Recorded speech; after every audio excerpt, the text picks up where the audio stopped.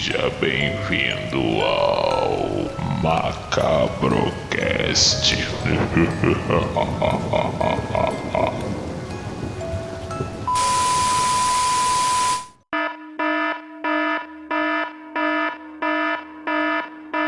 Fala, família Macabra! Espero que vocês estejam bem. Sejam bem-vindos ao Macabrocast. Hoje nós estamos aqui para falar sobre um serial killer. Sim, um serial killer diferenciado. Esse cara, ele foi conhecido como um monstro. Ele foi conhecido como uma fera doentia. Ele foi conhecido como satanista. Cara, esse ser humano, ele tem tudo de ruim e mais um pouco. Ele é tão sinistro que a Netflix fez uma série documental sobre ele, separada em 4 episódios, e eu estou falando exatamente de Ricardo Leia Munhoz Ramírez, ou, para quem conhece, quem gosta de serial killer, Richard Ramírez. Nós vamos falar hoje um pouquinho sobre o documentário da Netflix, sobre a história desse cara, desse assassino serial, estuprador, molestador e tudo de ruim mais um pouco. Cara, ele é conhecidíssimo nos Estados Unidos, ele é conhecidíssimo aqui, e recentemente a American Horror Story botou ele naquela temporada de 1984. Eu não gostei muito porque transformou ele em quase um herói, mas nós vamos mostrar e falar o porquê dele, apesar de ser um monstro, ele ser tão carismático e até certas coisas meio que gostam dele. Quem está aqui para falar dele hoje com a gente é ela, a mais bela no meio dos ogros, a ogra no meio dos príncipes, ela que vem dar um quê de beleza e inteligência ao nosso Macabrocast. Josi, dá um oi pra galera, Josi. Então, pessoal, Josi aqui falando de novo com vocês. E hoje nós trouxemos uma série documental da Netflix que tá muito top. E vamos aqui dissecar com vocês umas coisas da série, da vida do Ramírez. Então, vai ser top esse episódio. Isso aí. E ele, novamente, o cérebro por trás do Macabrocast, o Macabrocast por trás do cérebro, o cara que é conhecido mundialmente como filho do Boto, Anderson. Dá um oi pra galera, Anderson. Fala, família Macabra, mais um programa aí. Esse programa vai ser especial. E outra coisa interessante que a classificação de FDP vai ser atualizada hoje, né? Quando a gente contar a história desse ser humano aí. Vai. E também não podemos deixar de dar um alô para o nosso parceiro, a editora Dark Books, que é a nova casa do escritor brasileiro. Várias e várias antologias de terror. Gente, a antologia da Josi não podemos esquecer, 1987. Mandem seus contos para a Josi. Só procurar lá no Instagram, o Instagram da Josi, Dark Books. E agora, a partir do dia 20, mais amei vocês. Não esqueçam, aguarde que vem coisa sinistra e macabra aí para vocês. Vamos começar já falando um pouquinho da história dessa criatura. Porra, cara, assim, eu vou tentar fazer sem ofender, mas o que esse cara faz é uma coisa que vai levantar várias questões aqui. Ricardo Leia Munhoz Ramírez, nascido em El Paso, Texas, em 29 de fevereiro de 1960. Ele viveu até 2013. Ele é mais conhecido como Richard Ramírez, assassino em série, estuprador, sequestrador, pedófilo e assaltante norte-americano que atuou na região da Grande Los Angeles entre 1984 e 1985. Ele ficou conhecido pela imprensa principalmente sobre Night Stalker, ou perseguidor noturno, extremamente violento, com uma variedade diferente de modus operandi. Por isso que foi tão difícil de pegar nesse cara. Cara, a história dele chega a ser, como diz o Anderson, vou roubar o bordão dele, surreal. O cara fazia de todo tipo de atrocidade que vocês podem imaginar. E isso ele foi condenado por 13 assassinatos, de 15 que ele cometeu. E essa série documental da Netflix, ela conta toda a história verdadeira dele, sob o ponto de vista dos policiais que o prenderam. Eu vou chamar Josi. Josi, você conhece a história dele, que eu sei que você adora assim, estudar um pouco sobre serial killers. Então, o teu ponto de vista na trajetória dessa criatura. Então, vamos lá. Vamos ver por onde eu começo. Tá, antes de eu começar, eu queria dar um aviso sobre a minha antologia aqui, que na capa da antologia tem um assassino lá na Lua. Aquela silhueta lá é do Ramírez, tá? Como ele foi um assassino em atividade nos anos 80 e a antologia dos anos 80, aquele assassino que tá lá é ele. Gente, desculpe. Antes, não quero cortar a Josi, só para um lembretezinho. Não esqueça de deixar seu like. Aquele seu like maroto, entendeu? Pra gente. Dá seu feedback. Cara, eu quero agradecer a galera que tá comentando a todos os episódios da gente. Vocês estão ajudando muito. Vocês não têm noção de quanto vocês nos ajudam com o comentário de vocês. Sabe? Que a gente estamos sempre tentando fazer um programa melhor, justamente por causa desses comentários. Eu só tenho a agradecer, valeu mesmo.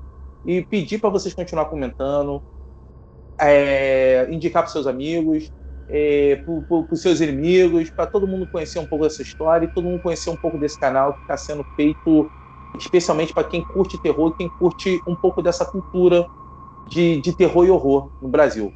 Josi, continua aí. Valeu, obrigado, gente. Então, pessoal, vamos lá.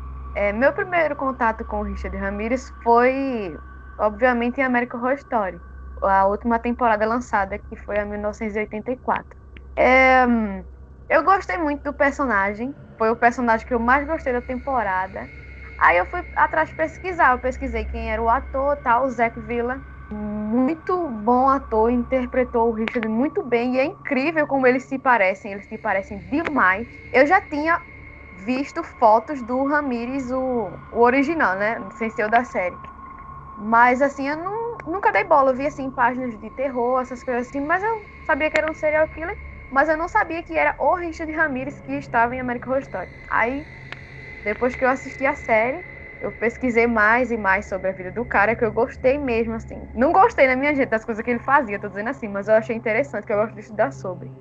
Mas aí, esse ano, eu acho que foi esse ano, foi no final do ano passado, a Netflix lançou o Night Stalker, que é tortura e terror, o documentário de Richard Ramírez. E lá a gente pode estudar mais o serial killer.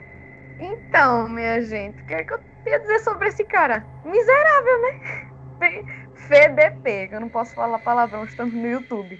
Ele é um FDP e, assim, é incrível como tem gente hoje em dia que tem sangue frio. Eu tenho até um grupo no Facebook sobre a American Horror Story. O pessoal tava postando lá a foto do Lázaro e postaram a foto do Richard Ramírez e disseram que se parecem em ambos os casos, em alguns aspectos eles se parecem um com o outro e tal, essa coisa de ser satanista. E o Richard era assumido mesmo, ele tinha um pentagrama assim na mão e tudo. Mas o pessoal tava fazendo essa comparação aí, mas Richard, ele deu trabalho à polícia, deu trabalho porque ele era muito cuidadoso com os detalhes e não deixava rastro. Foi um esquema lá que teve que rodar muito, que ele era muito atento aos detalhes, então, assim, eu não tenho nem o que falar, assim. Gostei muito de estudar sobre ele. Gostei bastante. É um caso interessante, intrigante. Quanto mais você procura, mais macabro fica. Mas, assim, gostei bastante da história dele. Não gostei das coisas que ele fez, tá? Pra deixar claro aqui, é um miserável mesmo. Mas, assim, para estudo, ele é muito bom para você estudar, para ir a fundo. E o documentário na Netflix está ótimo. Pode conferir. Isso aí. E antes de eu passar para o Anderson, que o Anderson vai dar já o ponto de vista dele, eu vou levantar uma bola o seguinte. Vamos lá. Na série fala muito em relação... Quando ele começou a fazer os assassinatos, foi meio assim que as reportagens meio que falava dos crimes, glamorizava um pouco os crimes, e ele era um cara extremamente inteligente. Então, o que ele fazia?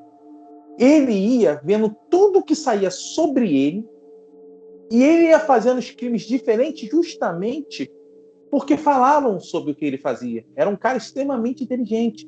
E para você ver, às vezes, que esse negócio você falou do Lázaro, depois nós vamos tocar no Lázaro, é uma parada meio parecida também, porque eu fiquei sabendo que o Lázaro ficava sabendo do que estava sendo falado sobre ele, entendeu? Então, ele foi pego, o Ramírez foi pego pelo sapato? Não, na verdade ele foi pego pelo ego, porque ele chegou a tal ponto que ele começou, eu sou o Ramírez, sim, ele falou para um cara, que o cara caguetou ele, e foi várias outras coisas. Mas por que nós estamos falando isso aqui? Que agora eu vou chegar e já vou passar para o Anderson. Porque a gente queria dar uma pegada nessa glamorização do crime e da violência que foi feito em relação a esse cara. Por isso que ele foi escolhido a dedo. E Anderson, seu ponto de vista, o que você tem para falar para a gente sobre o Perseguidor Noturno? Cara, sobre ele eu concordo com tudo que vocês falaram, que vocês já explanaram bem, assim. E o documentário, como a gente estava até conversando em off, ele explora muito bem essa caçada aí. E nessa história toda, a gente começa a jornada heróica de um personagem importante aí nessa história, né? Que é o detetive Gil Carrillo, né? Que é o investigador que começa todo esse trâmite aí.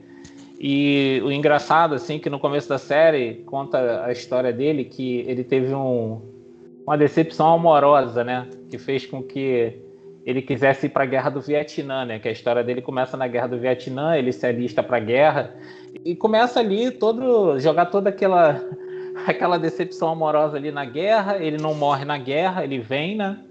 Que ele atuou nos helicópteros ali, como aquele atirador que fica na lateral do helicóptero. Ele volta da guerra e reencontra o grande amor da vida dele, e ele diz que ele tinha 3 objetivos na vida.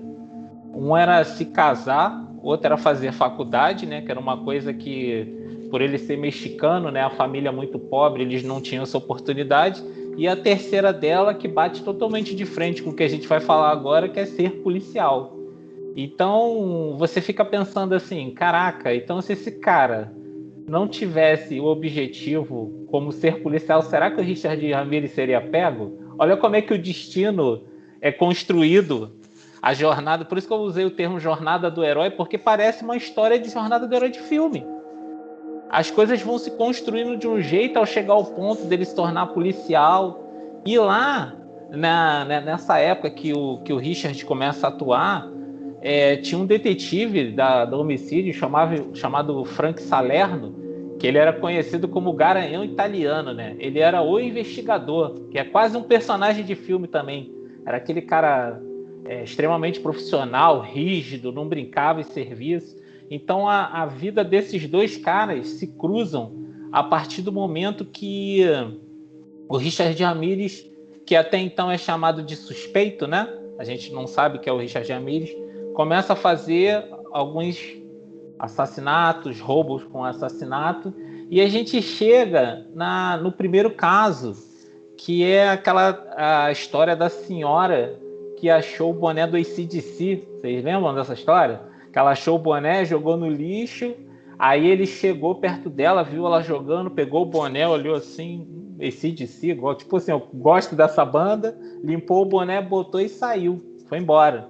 E ela descreve que o que mais impressionava nele, e o que todas as vítimas falam, era o olhar dele, que ele tinha um olhar extremamente intimidador, o Ramirez. E ali naquele lance ela falou que uma coisa que chamou muita atenção, além do olhar, era a marca. Ela dizia que ele tinha a marca do diabo na mão, que era aquele símbolo, né, do pentagrama que ele carregava. E assim a gente começa o documentário com esse primeiro crime e de uma menina oriental. E nesse primeiro crime, esse boné em questão que essa senhora jogou, ele é achado na cena do crime.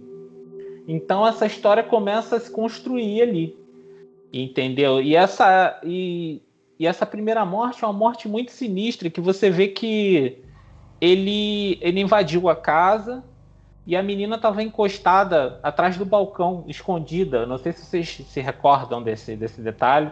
Aí ela bota as duas mãos... Ele fez ela olhar para ele. Ele fez ela olhar para ele, para ele matar ela olhando para ele. E ele deu um tiro na cabeça da menina lá, e ela caiu morta e tal. E, consequentemente, para fechar esse primeiro arco aí, para a gente começar a debater, a amiga dela estava chegando, né, em casa, chegou, viu a porta aberta, achou estranho, chegou lá, viu a amiga caída, e quando ela se vira, ela dá de cara com o Richard Ramirez.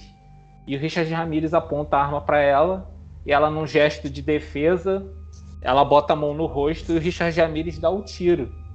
Só que, para sorte dela, o tiro pegou na chave que estava na mão dela. Então, ela não sofre a ação do tiro, né? Ela toma o impacto da mão, cai para trás e fica meio desacordada. Aí o Richard Ramirez foge.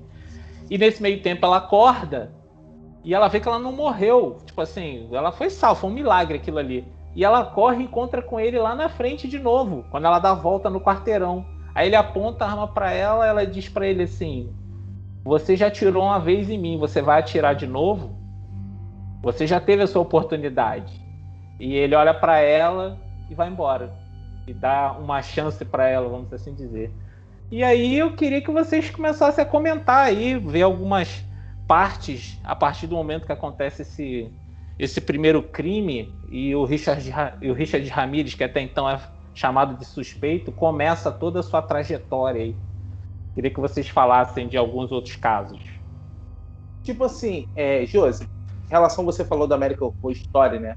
Que realmente ele é aquele personagem sedutor, aquele personagem que chama atenção, porque pra você ter noção, o cara tinha uma parada tão sinistra, que ele era estuprador, ele abusava de criança, ele invadia a casa para raptar criança de 6 a 9 anos, só que as crianças ele não matava, ele abusava a noite toda, fazia todas as atrocidades com as crianças e deixava as crianças vivas. Tanto que uma das principais testemunhas contra ele foi uma criança, uma menina de 6 anos, para você ter noção. E mesmo com toda essa desgraceira que essa criatura fez, as mulheres, quando ele estava preso, a mulher ficava louca, cara. A mulher mandava foto de seio de fora. A mulher fazia... E assim, aí ele foi encarnando o personagem.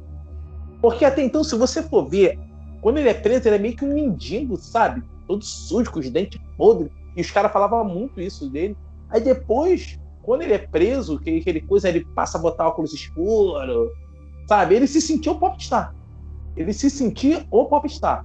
É o que eu falo assim, eu não gostei da glamatização que o American Horror Story fez em torno dele. Apesar de ela glamorizou, mas não mentiu. Porque aquele personagem é o que eu vi na série. Entendeu? É o que eu vi na série. Só que, tipo assim, é o que eu penso. Pô, você falou que tem grupo do pessoal que muita gente realmente ficou apaixonado por esse personagem. Só que é um desgraçado que abusava de criança de 6 anos. Ela foi uma testemunha importante, né, durante o caso, para identificar ele. E além dela ter sido estuprada durante a noite toda, ele não matou, né? Porque normalmente as vítimas que ele estuprava, a maioria deles ele chegava a matar, mas as crianças ele não fazia isso, ele não matava. Ele não matava. Mas tanto que ele estuprava. Isso. Mas e um negócio que me marcou assim no documentário, ela já adulta, né, que ela parece adulta no documentário falando sobre o caso ali, que a lembrança maior que ela tem, além de tudo que ele fez com ela, mas o que mais marcou foi que no lugar onde eles estavam, tocava uma fita da Madonna no rádio. E tocava Holiday, Like a Virgin, todos esses clássicos, a fita tocava em looping. Então, eu fiquei imaginando assim, caraca, maluco, tipo assim, isso deve ser um gatilho doido pra mulher, assim, tipo assim, a mulher ouve Madonna e na mesma hora ela lembra de tudo aquilo que aconteceu, né? Que ele fez com ela e depois ele ainda largou ela num posto, né? Ele falou assim, vai lá, pede ajuda no posto, pede pra ligar pra polícia pra seus pais vierem te buscar, né? Ele falava isso. Né? Ó, e eu me liguei em matéria de abuso, eu acho que assim, ele matou 15, foi preso condenado por 13, mas em abuso, se eu não me engano, foram 43 crianças que ele fez. Cara, esse cara foi tão ruim, que ele modificou toda a comunidade. Pra você ter noção, José, eu não sei se você se ligou nisso, as escolas de karatê, de luta pessoal, foi um boom por causa do Ramirez. Primeiro por causa do Karate Kid. Que é do mesmo, é um ano antes.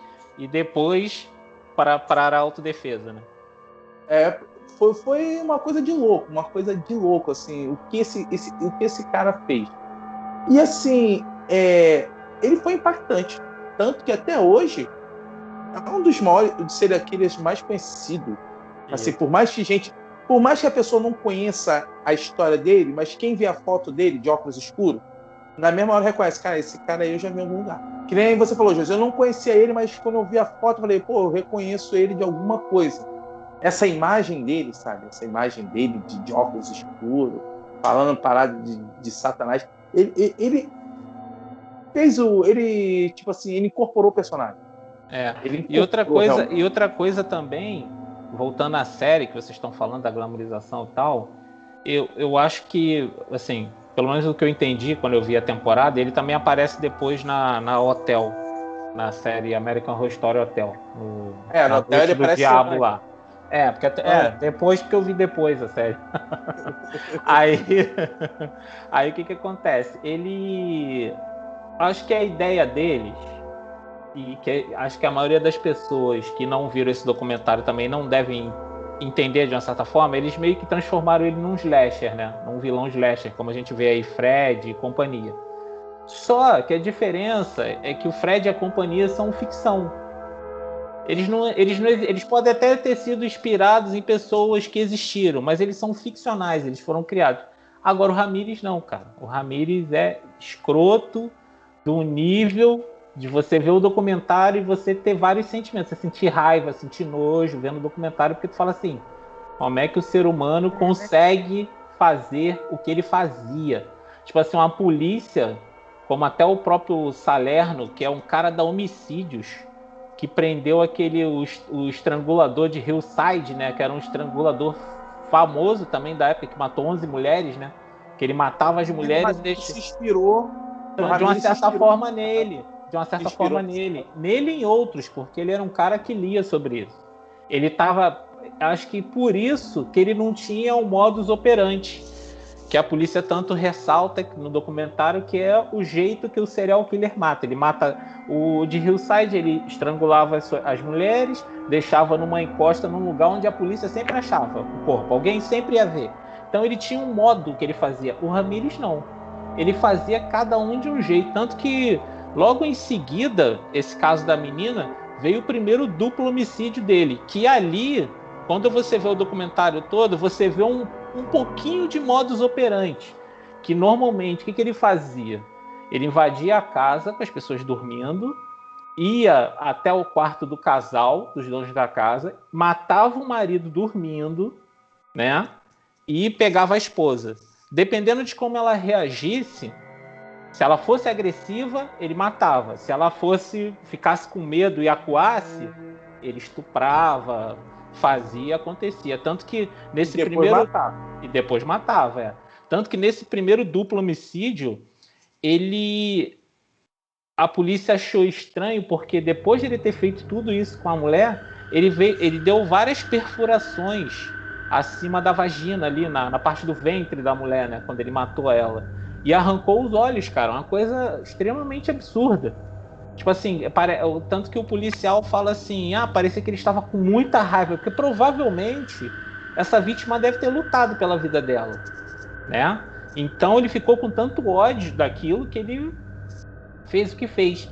E aí, nesse caso, que é a primeira vez que eles veem a marca do tênis, ele deixa uma pisada no canteiro da casa, onde tem as plantas lá, e fica a primeira pegada parcial do tênis dele. E ali, nesse caso, é que o Gil, né, que é o investigador lá mexicano, ele começa a perceber que nesses casos que são tão diferentes um do outro, tinha uma coisa em comum, que era um serial killer. Só que a polícia não acreditava. A polícia falava assim, como pode ser um serial killer? Estuprou uma criança e largou, não matou. Matou 2 dormindo. No outro só entrou, roubou, matou e ainda comeu dentro da casa da pessoa. Falei assim, não, isso são várias pessoas. Ele falou, não é. Tanto que ele bate o pé no documentário. Falei, esse cara é um cara só. Mas não pode, porque ele tem um modus... Cara, isso são várias pessoas fazendo. Então não tem como isso. Tanto que ele chegava... É uma seita, estilo do Mason. Isso. Chegaram a cogitar que eram várias pessoas que estavam fazendo. E ele falava, não é, porque eu achei uma marca de pé em tal lugar. E de acordo que os crimes vão acontecendo, nessa caçada aí a ele, as coisas vão. Ele vai achando mais pegadas e ele vai linkando. Tanto que você vê, depois de tantas mortes, crianças, idosos, para ele não tinha, é só mulher, é só não. O que aparecesse na frente, ele fazia o que fazia.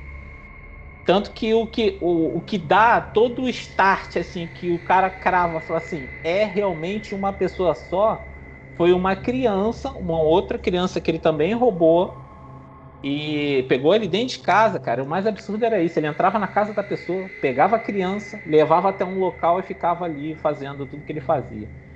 Ele levou essa criança para um canteiro de obras, estuprou ela durante várias horas.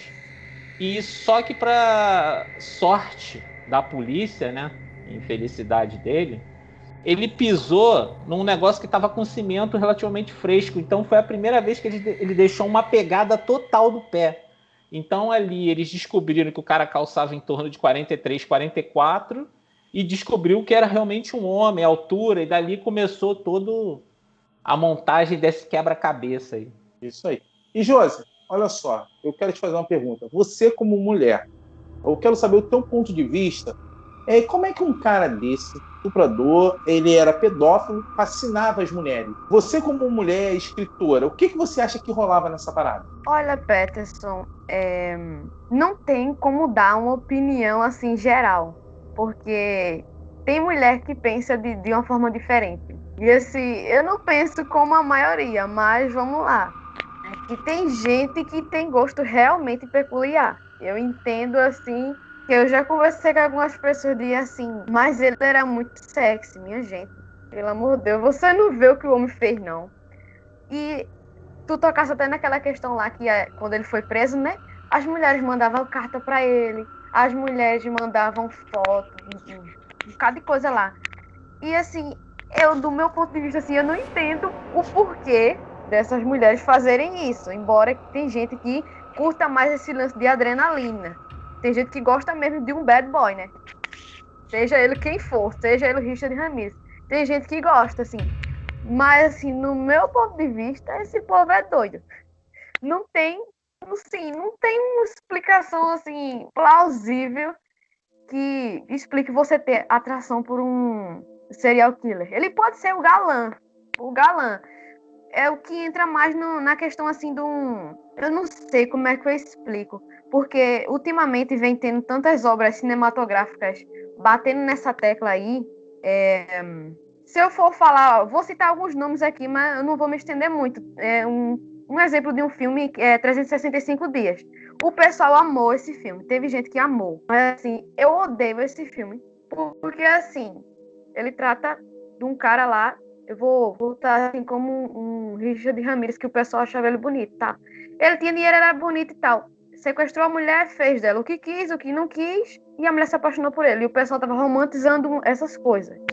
A mesma coisa de você romantizar um serial killer. Ele pode ser o príncipe das galáxias, mas vamos ver o que ele fez, como ele é como pessoa, né? E ultimamente tá assim, tá cheio desse tipo de conteúdo e o pessoal tá consumindo em massa mesmo. Porque o pessoal diz, mas ele é muito bonito, não importa se ele é ladrão, não importa se ele é estuprador, ele é bonito. Eu vi gente dizendo que o Lázaro era bonito. Igual aquele cara aquele serial killer aqui brasileiro de Goiás que matou 43 mulheres, ele só matava com tiro na cabeça, aquele altão, e depois dele ser preso ele só matava mulheres com tiro na cabeça. Ele recebe cartas de amor até hoje, são milhares de cartas. Outro também, o Maníaco do Parque, o cara matava, estuprava, canibanizava e mesmo assim recebia várias e várias cartas. É uma coisa que chega a ser doentia, né? É uma atração doentia, uma coisa muito bizarra. Realmente existem vários tipos de atração, mas esse aí, caramba, eu acho que sou uma psicóloga mesmo para explicar esse fenômeno aí, porque eu mesmo, assim, não tenho como dar, como eu falei, né, uma opinião geral para falar na voz de todas, mas, assim, na minha opinião, eu não sei o que leva a isso. Você acha que, no sentido que você falou, quanto mais conteúdo de serial killer, conteúdo de morte, o pessoal tá... que antigamente não era tanto que nem é hoje. Entendeu? Hoje é muita violência, muita coisa. isso é uma coisa que estão, tipo, banalizando a violência. Olha, assim, depende da pessoa que vai assistir. Eu acho que vai muito pela pessoa que está consumindo esse tipo de conteúdo. Se você for com a mente aberta, se você for assistir por puro entretenimento e você entender que aquilo é uma obra cinematográfica e como esse documentário é baseado em fatos reais, que você for estudar, tudo bem, ok. Agora, tem gente que já é perturbada da cabeça. Aí vai ver esses negócios. Aí fica vendo. Já passa o dia todo consumindo esse tipo de conteúdo. Não vai dar coisa boa. Certamente não vai dar. E tem gente que realmente é obcecado por certas coisas. Eles são obcecados e quer se tornar aquilo. Eu não consigo entender esse tipo de pessoa assim. E essas mulheres aí, realmente, eu não sei. Porque tem gente que... Quer dizer, tem mulheres, eu conheço mulheres que elas gostam de um cara assim, mais... Como é que eu posso falar? De cara mal, dessas coisas assim, do real bad boy, assim. Elas gostam e tal, e diz que é mais emocionante, chega a ter mais adrenalina, mais...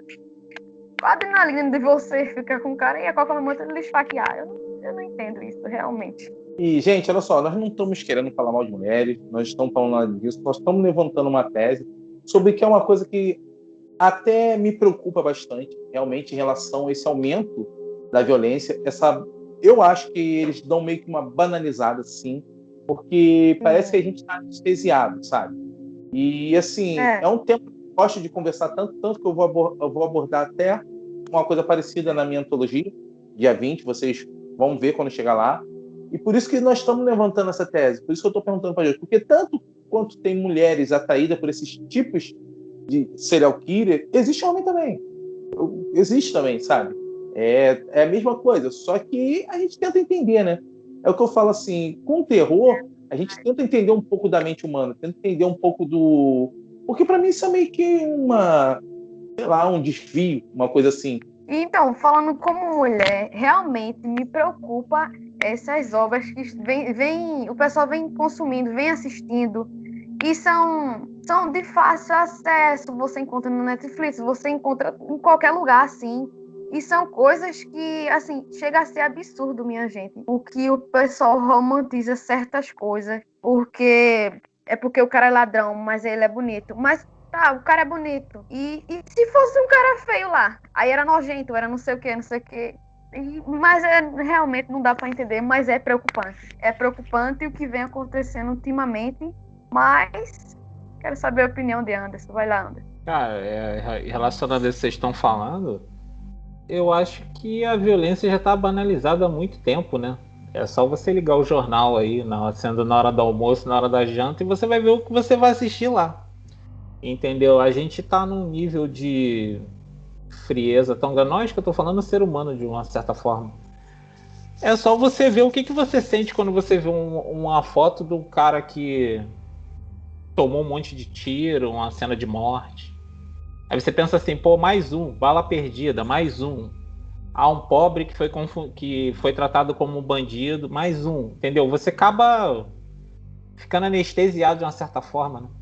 E já com relação às mulheres, eu acredito também que tem pessoas que o perigo, o desconhecido, viram um estimulante, sendo homem ou sendo mulher, isso para o ser humano, para alguns seres humanos. O perigo, o errado, coisa estimula, isso deve gerar alguma satisfação no cérebro, alguma endorfina, alguma coisa, deve ter uma explicação científica, eu acredito, para isso, de por que algumas mulheres se comportam não só com Ramírez, mas com outros serial killers, como até o Peterson citou, por que essa atração, entendeu? Pela pessoa que comete esses crimes e faz o que faz, né? Nós estamos falando sobre isso, sobre o Ramírez, que é um dos mais conhecidos de todos os tempos, e hoje foi o dia que chegou ao fim a caçada ao Lázaro. Lázaro, como a própria Josi falou, né? O pessoal já estava comparando ele com o Ramírez. Era o perseguidor noturno brasileiro. Vou só por alto, porque eu não vou entrar em detalhes, que como hoje o especial é do Ramírez, e se vocês gostarem desse tipo de especial, a gente destrinchando mais a vida, a história de um serial killer famoso, vocês deixam nos comentários, entendeu? Lázaro Barbosa foi morto após ser alvejado por vários disparos pela Força de Segurança Nacional. E essa caçada durou 20 dias e ele era acusado de ter assassinado uma família com 4 pessoas e mais 7 outros crimes. Cara, a caçada desse cara foi tão surreal que nem falava que ele tinha pacto com o demônio, igual o Ramírez, que ele andava com um livro do São Cipriano, entendeu? Gente, sei lá, são várias e várias teses que, como eu falei, eu não vou abordar. Eu vou te falar, assim, do meu ponto de vista, eu vou ser sincero, eu acho que ele era envolvido com gente poderosa que estavam acobertando ele, e ele estava fazendo aquilo tudo ali por algum motivo. Ele queria amedrontar a comunidade para venderem terra mais barata. Essa é a minha tese. Eu acho isso, porque não é possível o cara ficar aquele tempo todo. Quando ele foi morto, foi encontrado R$4.000 com ele, entendeu? Pô, as balas do cara eram infinitas. Sabe? É uma coisa meio estranha. A gente tá no Brasil, a gente não pode... Eu não sou policial. Não sou policial. Eu adoro teoria da conspiração, então tô levantando a minha. Entendeu? Não sou o dono da verdade. A minha teoria da conspiração é essa. Anderson, o Ramírez brasileiro, o que você acha? Cara, eu, sinceramente, mais um FDP no mundo. Independente do que você falou, se ele tinha alguém por trás ou não, que realmente tem as informações mostram coisas extremamente estranhas para um serial killer, né? Tipo dinheiro, roupas da polícia, de não sei da onde, que ele tava com um casaco da polícia. Como é que ele arrumou isso, cara? Tipo assim, sabe, ele foi pego com um casaco que é da polícia. Então as pessoas viam ele com aquele casaco, aquele brasão de uma polícia de um estado lá e ninguém parava ele, achava que ele era policial. Cara, umas coisas muito absurdas. E ele era um cara extremamente inteligente. Ele sabia o que ele estava fazendo. Tinham teorias também de que ele poderia estar usando alguma rede social falsa para saber o que estava acontecendo. Que fazendo um paralelo com o próprio Richard. O caso do Richard Ramírez é 1985, tá? A gente não existia nem celular portátil ainda mais internet, nada disso. Então era muito mais complexo. A tecnologia da época lá também era muito mais complexa. E já ele não, ele já está num universo onde existe celular, rede social, internet. Porque um cara que Drone. um cara que tem R$4.000 com ele pode comprar um chip, um celular, pagar um plano, botar uma quantidade de dinheiro e ele entrar na internet e ficar vendo, inteirado de tudo que está acontecendo. Entendeu? Tanto que na época do Ramírez não era assim. Então, é por isso que eu acho que o Richard Ramírez, no caso, voltando ao Ramírez, acho que demorou tanto para pegar ele. Esses foram 20 dias. O Richard Ramírez foram 170 e poucos dias. É muito tempo. Ele matou muita gente. Claro, comparar... Sim, tem coisas ali que você vê semelhança, tanto no Lázaro quanto nele. Mas ele é só o trailer do que o Richard Ramírez fez, cara. O que o Richard Ramírez fez como serial killer, meu filho, eu não... Existe gente pior que ele aí, que no futuro a gente possa vir até a falar desses caras. Mas, assim, o cara que mudou o status quo de uma cidade, né? O Ramírez, né? Você vê que as pessoas queriam aprender artes marciais, queriam comprar armas para se defender, queriam cachorros para tomar conta das suas casas, né? Que lá nos Estados Unidos não tem muro, igual a gente tem aqui, né? As casas, o cara entra na área ali e já está na porta da pessoa. Então, essa segurança, ou esse estilo de vida deles, propiciou que o Ramírez fizesse o que ele fez, né? E já o caso do Lázaro também, né? Porque ele estava numa área rural, né? Tinha muita fazenda, muita coisa, então ele conseguia acesso fácil às casas de uma certa forma também. Isso aí. E Josi, o que você acha dessa comparação, essa parada toda aí? Que é o boom do momento, né? O nosso serial killer do momento, ó. Só se falavam nisso. É impossível quem conhece o Richard, não fazer um certo comparativo, né? Pela aparência também, teve gente que disse que parecia um pouquinho, e pela história deles, né? Mas eu tava prontinha para dizer, Anderson, que Lázaro era só o trailer de Richard Ramirez. Eu já ia dizer, Lázaro não é nada comparado ao que Richard Ramirez fez. E a questão da tecnologia também ajudou eles. Por isso que nos anos 80 era mais complicado, não tinha esses avanços todos. Aí por isso que demoraram mais um tempinho para pegar o Ramirez. E quanto ao Lázaro, eu não sei nem o que é que eu falo, porque eu vi tanta notícia sobre esse homem que eu tô com a cabeça doidinha. Eu só sei que eu tô feliz que já pegaram ele. O pessoal pode voltar para suas casas. Porque eu vi que o pessoal tava dormindo dentro do carro, o pessoal não tava dormindo em casa, o pessoal tava com medo dele invadir, porque ele invadia as casas assim, todas. Ele entrava na casa do pessoal. Mas tinha essa história aí que o Lázaro ele tinha um livro de São Cipriano e tal. Eu não sei nem como me posicionar em relação a isso, porque eu não sei nem o que acreditar. São tantos boatos, é uma coisa dizendo uma coisa, outra coisa dizendo outra. Então, e o Richard, ele era satanista assumido. Ele não escondia isso pra ninguém. E como o Peterson falou lá no começo, depois que ele foi preso, aí que ele incorporou nele mesmo, aí que o cara tava... Ele disse, agora eu tô no auge, né? E as mulheres tomam foto, não sei o quê. Mas, assim, dá pra fazer um certo comparativo entre os dois, mas Lázaro teve seu fim primeiro. Então, não deu tempo de fazer tantas travessuras igual o Richard. E tu, em cima do que a gente está falando, e voltando pro documentário, pra gente não se distanciar muito do ponto original da história, a falta de tecnologia, pra você ter uma ideia, quem é que não viu o CSI, né? O cara vai lá, acha uma digital, bota no computador, meu filho, assim é mole achar um cara. Tá todo mundo cadastrado no sistema, acha rapidinho, entendeu? Só que naquela época não era assim. Não tinha digital das pessoas cadastradas, igual hoje tem, quando você vai renovar sua identidade, eles tiram sua digital. Vamos tirar sua digital exatamente para isso. Para um dia, se você vier fazer uma merda, sua digital já está cadastrada. Hoje fazem isso, na atualização de documentos e tal. Tanto que, você para imaginar, tipo assim, mesmo depois de eles chegarem à conclusão de que era uma pessoa só que estava fazendo, cara, ele ainda matou várias pessoas, matou senhoras, matou uma vítima, uma martelada, cara.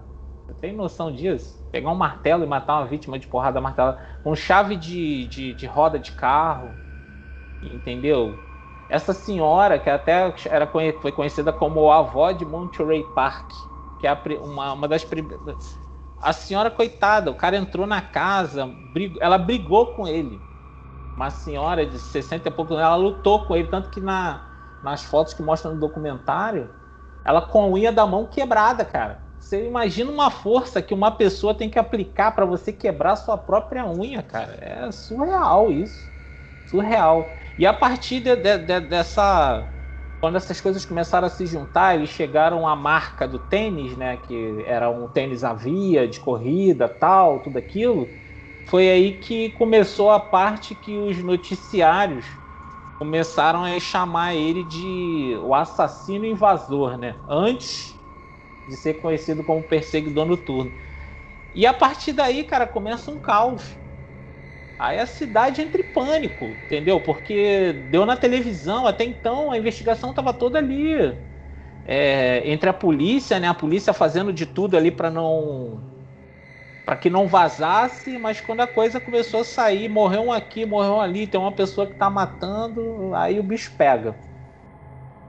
Isso aí, Anderson, que você tá falando, a gente pode fazer até um comparativo para você ver, né? A Jesus falou assim, cara, falaram tanta coisa desse cara, do Lázaro, tanta coisa do Lázaro, que a gente não sabe o que acreditar. E nós estamos no mundo da informação. Uhum. É só você pegar o celular, você está na sua frente. Imagina em 1984, 85, você só tinha televisão.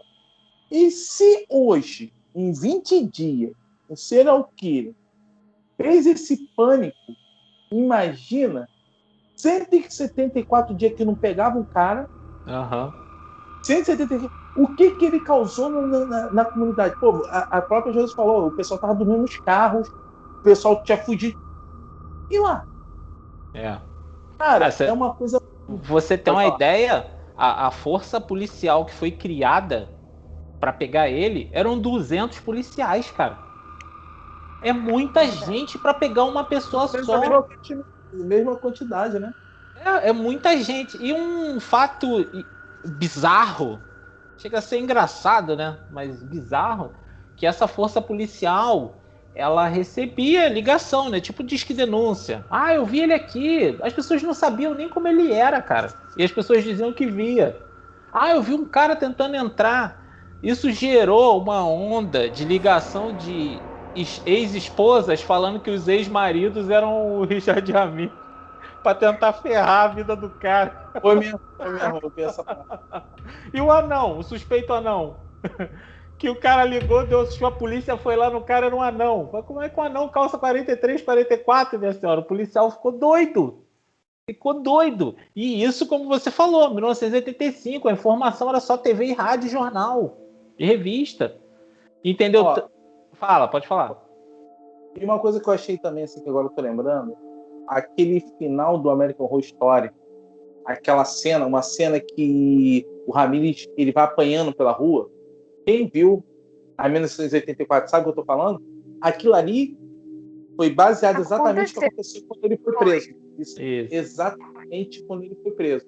E outra parada que eu tô lembrando foi quando a garotinha de 6 anos ela foi testemunhar contra ele, que o pessoal tava com medo. Pô, uma criança vai ter que testemunhar. Ela falou assim, não, eu vou fazer, porque eu não quero que ele nunca mais faça o mal que ele fez para mim com outra criança. Quando ela falou isso, o policial, que era responsável, o policial saiu e começou a chorar. Ele começou a chorar. Foi o Gil que foi ouvir ela e falou, realmente você quer ir? Ela, quero sim, porque eu não quero que ele faça. Eu chorei, cara, na hora. Porque eu tenho um filho de 7 anos, Petro também tem um filho novo, e você fica... E eu fiquei imaginando assim, caraca, tipo assim, essa menina deve ser um ser muito evoluído, porque uma criança de 6 anos que passou o que passou, e ela ter essa maturidade, tipo, não, eu vou ajudar porque eu quero que isso acabe. Cara, não tem explicação não, cara. Não tem explicação, é uma coisa surreal. E uma coisa doida também, cara, que tu acabou me lembrando, como que a repórter descobriu a história do tênis e que ninguém sabe até hoje. A repórter do Channel 4 News, que é a loura que aparece, que é ela que começa a dar as informações que... Não, rapaz, não foi ela, não. Foi. Ela descobriu que tinha ela descobriu até o tênis. Tanto que quando ela liga para a polícia, ela pede uma entrevista exclusiva, tanto com o Salerno quanto o Gil. Aí eles negam. Ela fala assim: eu sei da história do sapato do tênis Avia.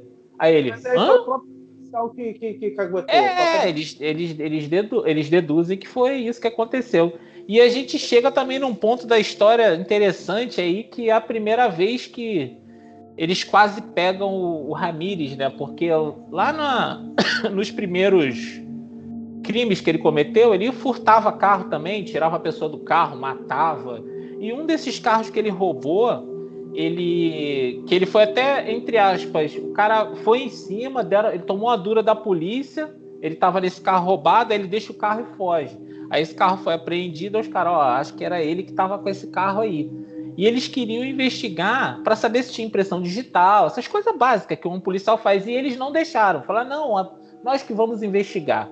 Aí ficou passado. Aí o Salerno, que era o detetive fodão lá, o garanhão italiano, né, como as pessoas chamavam ele, falou assim, não, a gente tem que ir atrás desse carro, porque, caraca, a gente não tem pista, a gente não sabe o que fazer. Aí eles acham dentro do carro um cartão de consultório do dentista, lembra desse lance? E dali eles armam toda uma emboscada, vai até o dentista. Quase pegaram ele. Eles só não pegaram ele ali porque o sistema de alarme que foi implementado dentro do consultório para avisar a polícia falhou, cara.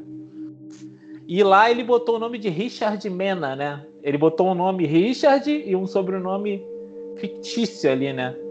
E aí vem uma parte também que até a gente comentou em off, que foi aquela da neta que avisou a avó para que tomasse cuidado, né?